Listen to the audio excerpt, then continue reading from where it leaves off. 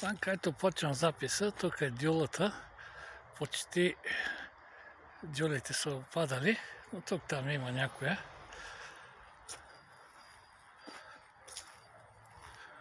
Ето тук има една. И тук има една най-голямата и другите. Сега в това видео ти правя, за да ти покажа какво съм направил. Ето тук първата дупка. Колко е, виж от дюлата. И тук е първата дупка. Продължавам втората дупка за дърво и съм направил две дупки за лозници. Ето тук до това. Една, две. Ето така, ще ги видиш къде са направени.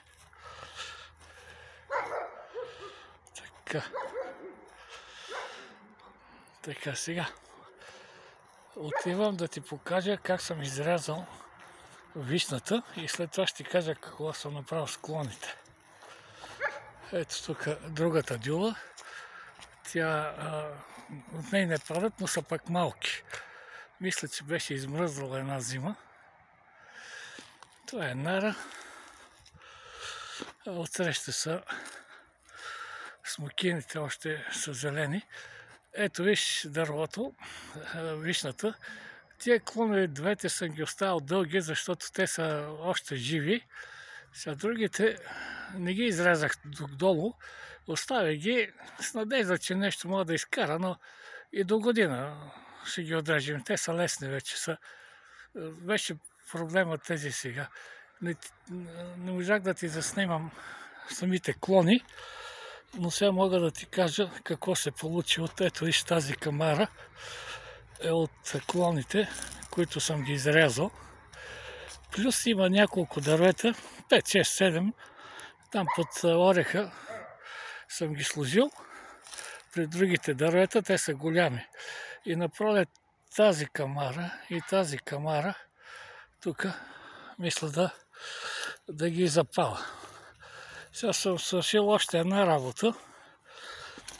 Боядисах вратата. Ти може би не знаеш, че съм боядисал и... Ти знаеш, че съм боядисал и оградата. Сега ще ти я покажа отвънка. Отивам.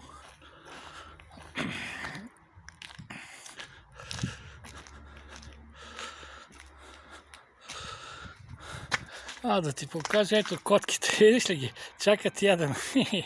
Ето ги всичките котенци. Това е най-малкото. Ама толкова е агресивно. Това е хубаво добро. Е там майката и такова. Ето чуваш как мялкат. Чакат да ядем. Ама в 5 часа няма такова.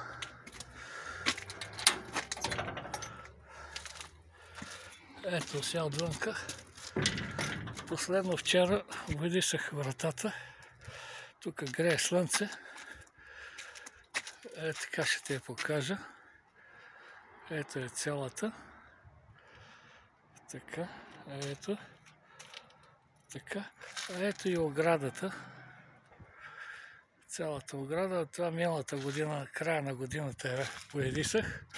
Ето и другата ограда тук от другата страна. Това беше миналата година. Пак в края на годината изчаках това. Ами това е Ванка. Сега ще ти покажа още нещо вътре. Къщата да видиш. Ето я тук.